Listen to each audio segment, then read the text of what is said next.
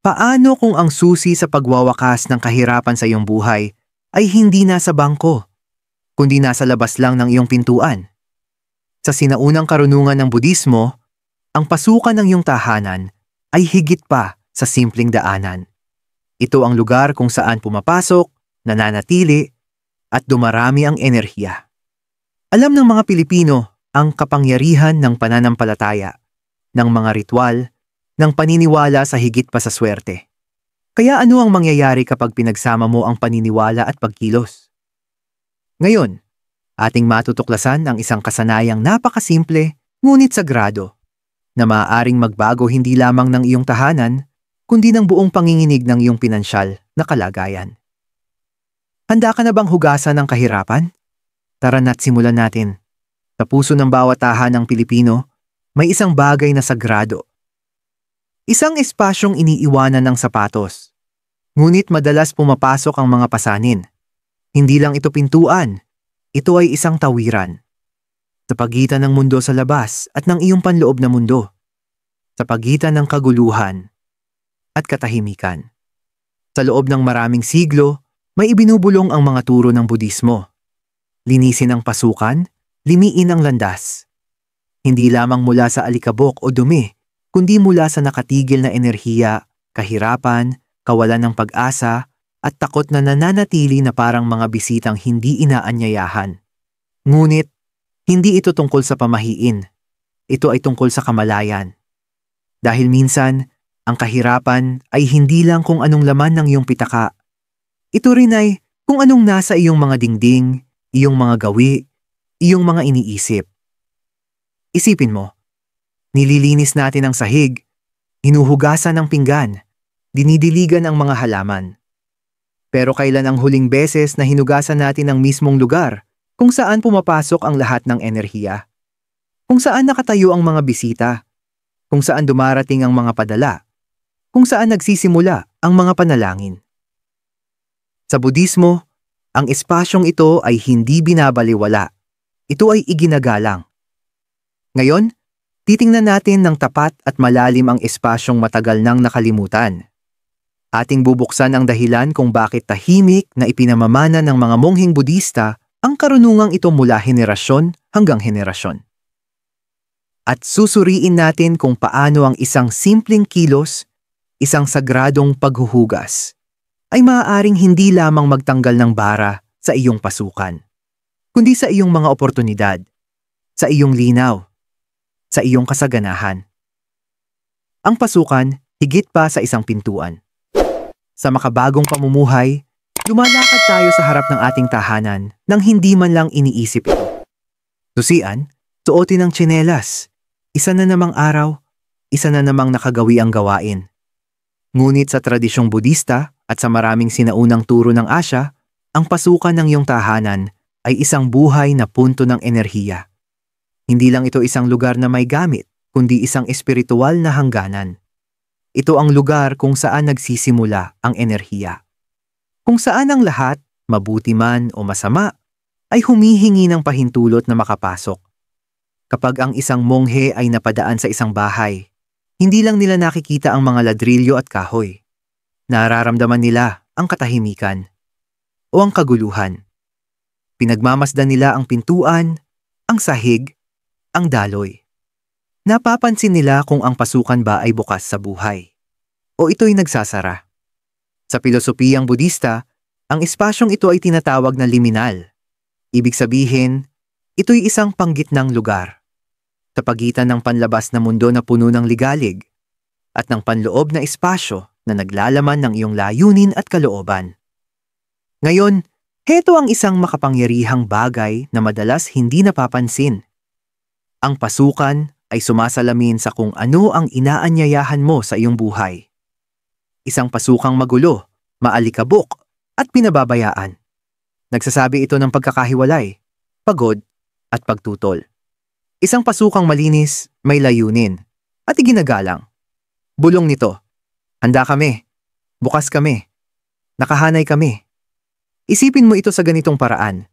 Kung ang iyong tahanan ay parang isang katawan ng tao, ang pasukan ay ang bibig, ang unang punto ng pakikipag-ugnayan, ang unang hininga ng enerhiya. Ngayon, itanong mo sa iyong sarili, kakain ka ba ng maruming pagkain? Siyempre hindi. Kaya bakit mo pahihintulutan ng maruming, nakatigil na enerhiya na pumasok sa iyong pinakamabanal na espasyo, ang iyong tahanan? Maraming Pilipino ang bumabasbas ng kanilang bahay gamit ang barya, asin, kandila at panalangin kapag lumilipat. Ngunit sa paglipas ng panahon, ang intensyong iyon ay kumukupas. Nakakalimutan natin na ang enerhiya ng kahirapan, lungkot at kabiguan ay hindi lang umiikot sa bangko o trabaho. Nananahan din ito sa mga espasyo. At saan ito unang nananahan? Sa pasukan. Kaya kung pakiramdam mo'y natitigilan ka, pinansyal, emosyonal o mental, marahil ang sagot ay hindi lang mas matinding trabaho. Baka ito'y nagsisimula sa paglilinis ng lagusang tahimik na humaharang sa iyo. Dahil ang pintuan ay hindi lang basta pintuan, ito'y salamin. At anuman ang iyong pinapayagan sa pasukan, iyon din ang iyong pinapayagan sa iyong buhay. Ano ang tunay na kahulugan ng paghuhugas? Mag-pause tayo saglit at magtanong ng mas malalim. Kapag sinabi nating hugasan ang pasukan ng iyong bahay, ano nga ba talaga ang ating hinuhugasan? Alikabok lang ba? O may mas mabigat pa, mas tahimik, na nililinis natin? Sa pagsasanay ng Budismo at sa maraming tradisyong silanganin, ang paglilinis ay hindi kailanman basta paglilinis lang. Ito ay isang ritual, isang gawa ng pagninilay, ng layunin, ng pagpapagalaw ng enerhiya. Ang paghuhugas ng pasukan ay hindi lang basta pagpupunas ng sahig gamit ang mop. Ito ay pagkilala sa espasyong ito bilang sagrado. Ito ay isang pahayag sa universo. Handa na akong bitawan ang mga bagay na hindi na nagsisilbi sa akin at tanggapin ang mas mainam. Ang pisikal na nakikipagtagpo sa espiritual. Sa pisikal na mundo, maaaring gumamit ka ng mga simpleng kasangkapan, isang timba ng malinis na tubig, asin, para sa paglilinis ng enerhiya, suka o kalamansi para basagin ang negatibong panginginig, ilang dahon ng balanoy, basil, o laurel, bay leaf, at marahil isang kandila sa malapit. Ngunit bawat isa sa mga ito ay may simbolikong kahulugan. Ang asin ay sumisipsip ng lumang enerhiya. Ang suka ay bumabasag ng mga nakatigil na gawi o balakid. Ang balanoy o laurel ay tagapagdala ng proteksyon at kasaganahan. Ang tubig, dalisay at dumadaloy ay sagisag ng paglilinis, kaliwanagan, at mga bagong simula. Kapag sinimulan mong hugasan ang iyong pintuan gamit ang mga ito, hindi ka lang naglilinis, pinapalaya mo ang mga bara sa enerhiya. Kung paanong hindi ka magluluto sa maruming kusina, huwag mong anyayahan ang mga biyaya sa pasukang barado ng lumang enerhiya. Ang lihim na lakas ng layunin, ngunit heto ang madalas hindi napapansin. Maaari mong hugasan ang sahig ng 100 beses. Ngunit kung ang iyong isipan ay hindi malinaw, nananatiling barado ang enerhiya. Kaya nga sinasabi ng mga mongheng Budista, ang malinis na tahanan ngunit may mabigat na puso ay puno pa rin ng alikabok. Kaya habang naghuhugas ka, sabihin mo ang iyong layunin. Hindi kailangang malakas, ngunit malinaw, matatag sa loob ng iyong puso. Pinapalaya ko ang kakulangan at tinatanggap ang kasaganahan. Nililinis ko ang takot at nagbibigay daan sa kaligayahan. Ang tahanang ito ay ligtas. Ang tahanang ito ay handa. Magugulat ka kung paanong ang simpleng tubig at mga salita ay nagiging makapangyarihang ritual kapag isinagawa ng may ganap na kamalayan. Dahil ang kahirapan ay hindi laging tungkol sa pera. Minsan ito ay kahirapan ng pag-asa, kahirapan ng paniniwala, kahirapan ng enerhiya. At ang paghuhugas ng iyong pasukan ng may layunin, ito ay isang banayad, ngunit matapang na paglaban sa mga iyon. Sinasabi mo, maaaring wala pa ako sa rurok ngayon, pero nililikha ko ang espasyo. Maaaring napapalibutan ako ng ingay, pero pinipili ko ang kapayapaan sa aking pintuan. Doon nagsisimula ang pagbabago, hindi sa swerte, hindi sa tsamba, kundi sa pagpili. At ang pagpiling iyon, Nagsisimula sa tubig at kagustuhan, sa basahan at kamalayan. Mga prinsipyong Buddhist sa likod ng gawing ito. Maaaring iniisip mo ngayon, isa lang ba itong lumang tradisyon? May saysay pa ba ito maliban sa nakasanayan? Ang sagot ay matatagpuan sa mga walang hanggang prinsipyo ng Budismo, hindi bilang relihiyon lamang, kundi bilang gabay sa pag-unawa sa enerhiya, pagkilos at pagbabago. Sa Budismo, walang bagay ang aksidente. Lahat ay konektado. Ang iyong iniisip, ang iyong paligid, ang iyong enerhiya, kahit ang pintuan ng iyong bahay. Narito ang mga pangunahing prinsipyo na nagbibigay ng lalim at saysay sa ritual ng paghuhugas ng pasukan. 1. Karma, ang batas ng sanhi at bunga. Ang karma ay hindi parusa. Hindi rin ito basta swerte. Ito ay simpleng katotohanan. Ano man ang ilabas mo, ay siyang babalik sa'yo. Kung ang pasukan ng iyong bahay ay puno ng lumang enerhiya, magulo, mabigat o pinabayaan, ipinapadala mo sa universo ang mensaheng, tinatanggap ko ang enerhiyang ito. Ngunit kapag hinugasan mo ito ng may layunin, lumilikha ka ng bagong sanhi, isang bagong pag-vibrate, at sa takdang panahon, isang bagong bunga. Sa bawat haplos ng iyong kamay sa sahig, ang iyong karma ay bahagyang kumikilos.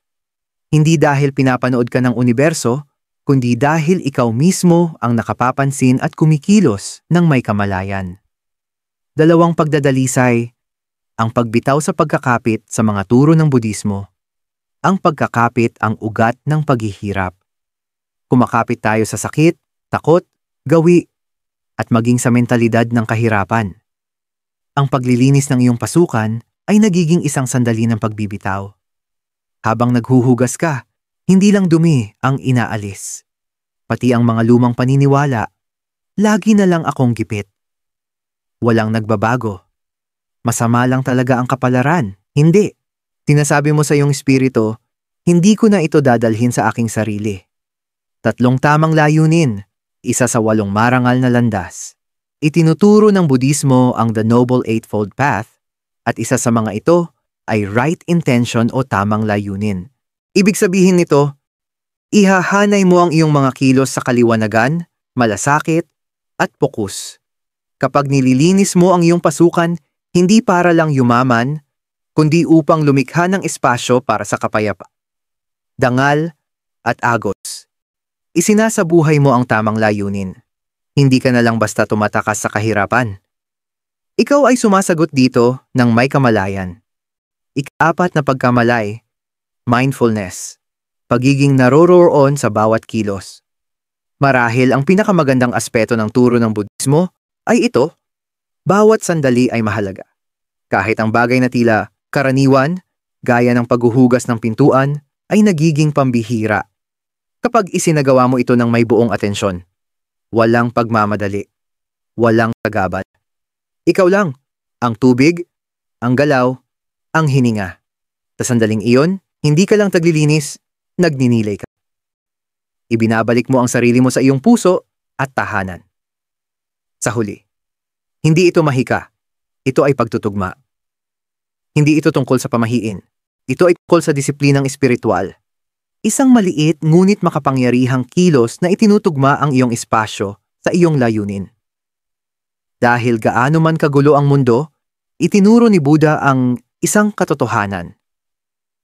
Ang kapayapaan ay nagsisimula sa lugar kung saan mo pinipiling ilagay ito sa mga kwento. Mula sa pang-araw-araw na buhay ng mga Pilipino, hindi mo kailangang magsuot ng abito o magpunta sa monasteryo para maunawaan ang karunungan ng Budismo. Minsan, kailangan mo lang tumingin sa paligid sa totoong buhay dito mismo sa Pilipinas. Magsimula tayo sa isang simpleng kwento. Ang ina na OFW ang asawa. Sa isang maliit na barangay sa Quezon Province, may isang inang gumigising ng 4:00 ng madaling araw para maghanda sa kanyang araw bilang labandera. Ang kanyang asawa ay nagtatrabaho sa Saudi. Nagpapadala ng pera buwan-buwan. Tuwing umaga, bago pa man siya humawak ng kahit isang pirasong damit, walis muna siya sa harap ng bahay. Pagkatapos kumukuha siya ng tabo ng tubig, hinahaluan ng asin na bato at patak ng kalamansi.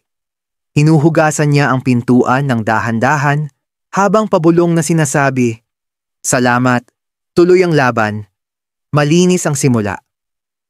Hindi niya tinatawag na Budista ito.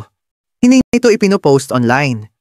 Ngunit sa sandaling iyon, gumagawa siya ng espiritual na pag-reset. Lumilikha siya ng espasyo, hindi lang para sa labada ng mga kliyente, kundi para sa dangal kanyang pamilya. Ang may-ari ng sari-sari store. May isang lalaki sa Iloilo na may maliit na sari-sari store. Hindi maganda ang takbo ng negosyo. Mababa ang benta. Mas pinipili na ng mga kapitbahay ang mas malaking grocery. Isang araw, matapos kausapin ang kanyang matandang tiyahin, sinubukan niya ang kakaiba. Maagang gumising, nagsindi ng insenso, at hinugasan ng pasukan gamit ang tubig at asin. Hindi siya umaasa na babagsak ang pera mula sa langit. Pero may nagbago sa umagang yon, maganyang binuksan ang tindahan. Ngumiti sa mga dumadaan. Nilinis ang mga maalikabok na estante. Inayos ang mga pakete ng bigas. Nagpatugtog ng kundiman. Sa linggong iyon, bumalik ang mga dating suki. Hindi dahil sa mahika, kundi dahil bumalik ang enerhiya niya. Ipinakita niya ang malasakit sa kanyang espasyo at ang espasyo niya'y tumugon. Ang estudyante sa Maynila. Isang estudyanteng nakatira sa masikip na apartment sa Maynila ang nakadama ng matinding pagkalugmok. Bagsak sa exam. Problemang pinansyal. Walang tigil na paghahambing sa social media. Naalala niya ang laging sinasabi ng kanyang lola. Linisin mo ang labas ng bahay mo para luminis ang loob mo. Wala siyang insenso o kandila. Ginamit lang niya kung anong meron. Maligamgam na tubig, asin, at sariling kamay. Pinunasan niya ang pintuan ng kanyang silid sa dorm, dahan-dahan. May mga luhang pumatak. Hindi dahil sa lungkot, kundi dahil sa unang pagkakataon. Naramdaman niyang may kontrol siya. Hindi sa ekonomiya, hindi sa sistema, kundi sa sariling espasyo. At sapat na yon para makalanghap muli ng pag-asa. Hindi ito mga kwentong may mahiwagang milagro. Ito'y mga micro-movements of power. Maliliit ngunit makapangyarihang hakbang. Ito ang paalala ng mga turo ng Budismo. Hindi mo kailangang takasan ang buhay mo para mabago ito. Magsimula ka lang sa may pintuan. Dahil kahit isa kang manggagawa, estudyante, tindero, o nangangarap, nariyan palagi ang pintuan. Naghihintay. Nagmamasid. Handang tumugon. Paglalahad ng ritual. Hakbang sa bawat hakbang. Ngayong nauunawaan natin ang kapangyarihan ng pasukan ng ating tahanan at ang malalim na karunungang gumagabay sa gawaing ito, oras na para sagutin ang tanong. Paano ko ito gagawin? Ang totoo, hindi mo kailangan ng templo pare o mamahaling langis. Ang kailangan mo ay layunin, presensya, at ilang simpleng gamit. Nakaraniwan ng matatagpuan sa isang karaniwang tahanang Pilipino. Narito kung paano isagawa ang entrance cleansing ritual, hakbang-hakbang. 1. Ihanda ang mga kagamitan. Kailangan mo ng isang timba o palanggana ng malinis na tubig, isang dakot ng asin na bato o asin dagat, isang hiwa ng kalamansi o 2 kutsara ng puting suka. Optional, ilang dahon ng balanoy, basil, laurel, bay leaf o talulot ng sampagita, malinis na basahan, espongha o tela, kandila o insenso, optional para sa pagsentro ng enerhiya. At higit sa lahat, ang iyong buong presensya. Bawat gamit ay may simbolikong halaga. Ang asin ay bumabasag ng luma o stagnant na enerhiya. Ang kalamansi o suka ay nagpuputol ng negatibong panginginig. Ang mga dahon o bulaklak ay nag-aanyaya ng proteksyon at kasaganahan. Ngunit tandaan, ang presensya mo ang pinakamakapangyarihang sangkap. 2 itakda ang atmosfera. Pumili ng oras na tahimik ang bahay, maagang umaga o takip-silim ang pinakamainam. Patayin ang sagabal. Walang telepono, walang maingay na musika. Maliban kung banayad at nakapapakalma. Tumayo sa harap ng pintuan. Huminga ng malalim. Pagkatapos sabihin ang iyong layunin, malakas o tahimik sa isipan, nililinis ko ang pasukang ito. Inaalis ko ang hindi na nababagay. Inaanyayahan ko ang kapayapaan, oportunidad, at agos. 3. Ihanda at simulan ihalo ang asin, kalamansi, suka, at mga dahon sa tubig. Haluin ito ng pakanan, clockwise. Habang hinahalo, imadiinin mong nagigising ang enerhiya sa tubig, parang kinukuryente mo ito gamit ang iyong layunin. Isawsaw ang basahan, pisilin ng kaunti, at simulan ang pagpunas sa bukana, gilid ng pinto, at sahig sa labas. Dahan-dahan lang. Manatiling naroroon sa bawat kilos. Ang bawat galaw ay hindi lang paglilinis, ito ay pagbitaw. Bawat punas ay nagsasabing, sagrado ang espasyong ito. 4 na, opsyonal. Pagtatak ng enerhiya. Kung may kandila o insenso, sindihan ito pagkatapos ng paghuhugas. Hayaan itong masunog sa tabi ng pinto sandali. Hindi ito para sa bango. Ito'y pagtatak ng iyong intensyon sa hangin. Kung wala ka naman nito, ayos lang. Tumayo ng tahimik. Huminga ng huli sa harapan ng pinto. Bulungin. Tapos na. 5, igalang ang espasyo. Sa buong maghapon, iwasan ang pagsasara ng pinto ng malakas. Huwag sumigaw sa may pasukan. Itrato ito na parang may bisitang kagalang-galang na darating. Dahil sa espiritual na antas, may dumating na nga. Isang bagong enerhiya. Ito ay hindi ritual ng pamahiin. Ito ay ritual ng pagtutugma. Kahit hindi magbago ang mundo sa loob ng isang araw, ikaw ay nagbago. At kadalasan, iyon lang ang hinihintay ng universo upang salubungin ka sa kalagitnaan. Mga karaniwang tanong at mali na paniniwala. Tuwing pinag-uusapan natin ang mga ritual, lalo na yung nakaugat sa sinaunang karunungan, palaging may mga tanong. At dapat lang. Sa katunayan, ang pagtatanong ay isang Budistang ugali. Ang pagdududa ay hindi kawalang galang. Ito ay isang pintuan. Kaya't samahan mo akong dumaan sa ilan sa mga karaniwang iniisip ng mga tao tungkol sa gawaing ito. Isa ba itong mahika? Hindi. Ito ay hindi mahika. Hindi ito spell, hindi ito kulam, at lalo na hindi ito pagtawag sa mga espiritu. Ang ritual na ito ay tungkol sa enerhiya, layunin, intention. Isipang malinaw at bukas sa posibilidad. Hindi mo hinihingi sa universo na bigyan ka ng pera. Gumagawa ka ng puwang para sa kaliwanagan, kapayapaan, at mas maayos na desisyon.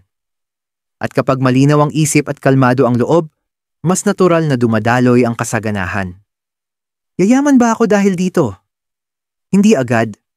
Hindi rin direkta. Ngunit heto ang totoo. Walang gumagana kung wala kang ginagawa. Ang ritual na ito ay hindi pamalit sa sipag, galing, o pananampalataya. Ito ay parang reset button. Hindi lotto ticket. Nakakatulong itong baguhin ang enerhiya sa iyong paligid upang mas tumutok ang iyong mga kilos. Mas umapaw ang iyong mga ideya, mas dumami ang oportunidad sa iyong buhay. Paano kung hindi ako Budista?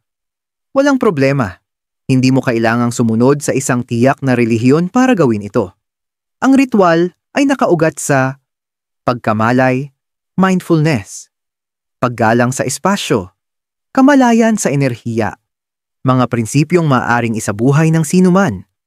Maging ikaw ay Katoliko, Muslim, agnostiko, o espiritual, pero hindi relihiyoso.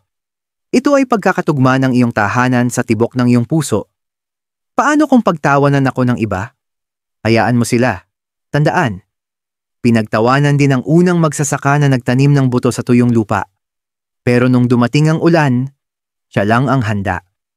Hindi mo ito ginagawa para sa panlabas na papuri. Ginagawa mo ito para sa panloob na pagtutugma. At ang pagkakatugma, kahit gaano katahimik, ay mas malakas kaysa sa alinmang pagdududa. Pangwakas na pagninilay, panawagan sa pagkilos ngayon, alam mo na, ang pintuan ay hindi basta pintuan. Ang timba ng tubig ay hindi lang tubig. At ang isang simpleng kilos, kapag ginawa ng may buong presensya, ay hindi kailanman maliit. Sa tahimik na paghuhugas ng iyong pasukan, hindi mo hinahabol ang pera. Gumagawa ka ng puwang para sa kasaganahan. Hindi ka nagmamakaawa sa swerte. Inaanyayahan mo ang kaliwanagan, kaayusan at kapayapaan. Ang kahirapan ay maaaring magpakita sa iba't ibang anyo. Stress sa pera, kalat sa damdamin, walang katapusang gulo. Pero sa bawat pag-apak mo sa loob ng iyong tahanan, may pagpipilian ka. Dalhin ito sa loob o iwanan ito sa may pintuan.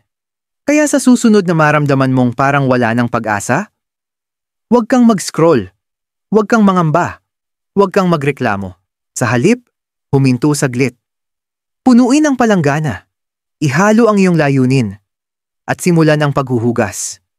Hugasan ang pagdududa. Hugasan ang takot. Hugasan ang bigat ng wala na naman. At sa halip ng mga pasanin, hayaan mong pumasok ang kapayapaan. Hayaan mong pumasok ang layunin. Hayaan mong pumasok ang posibilidad. Dahil ang tunay na pagbabago ay hindi palaging nangangailangan ng malaking pera o malaking himala. Minsan, ang kailangan lang ay isang timba ng tubig, isang basahan, at ang tapang na magsimulang muli mula sa pasukan. Kung ang mensaheng ito ay may ginising sa iyong damdamin, marahil, ito na ang oras. Panahon ng sumubok. Panahon ng magbago. Panahon ng buksan ng pintuan, hindi lang ng iyong bahay, kundi ng isang ganap na bagong agos.